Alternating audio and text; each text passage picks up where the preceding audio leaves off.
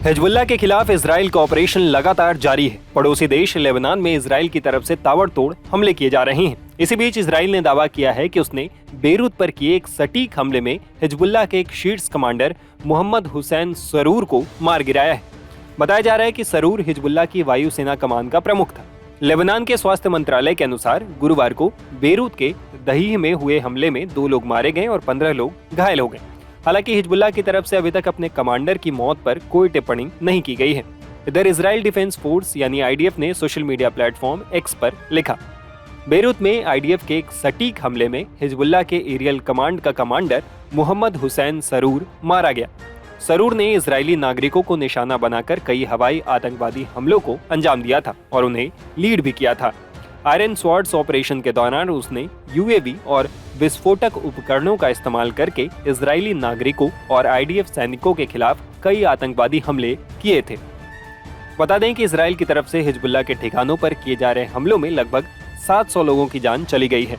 Lebanon के स्वास्थ्य मंत्रालय ने इसकी जानकारी दी।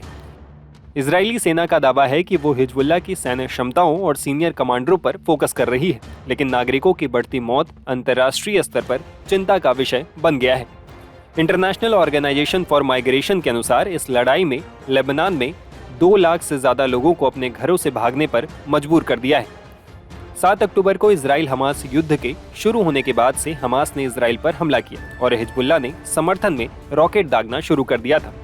इसके बाद लेबनान ने अपनी सीमाओं के भीतर 1540 लोगों की मौत की सूचना दी है। गौर करने वाली बात यह भी है कि अभी ये खूनी संग्राम जल्द खत्म होने वाला नहीं है। इजरायली प्रधानमंत्री नेतन्याहू ने युद्ध विराम की संभावना को भी खारिज कर दिया, जिससे लेबनान में इजराइल और हिजबुल्लाह के बीच लड़ाई खत्म हो सकती थी, क्योंकि यूएस और फ्रांस ने कहा कि उन्होंने 21 दिनों के लिए लड़ाई रोकने का प्रस्ताव रखा है। उन्होंने ये भी कहा कि गाजा में लड़ाई तब तक जारी रहेगी जब तक युद्ध का लक्ष्य हासिल नहीं हो जाते। प्रस्ताव के बावजूद संकेत मिल रहे हैं कि इजराइल लेबनान पर संभावित जमीनी आक्रमण की तैयारी कर रहा है।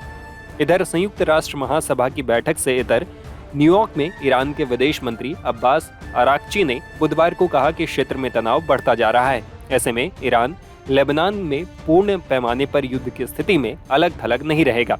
उन्होंने इस बात की भी चेतावनी दी कि इजराइल के अपराधों के लिए उसे बख्शा नहीं जाएगा।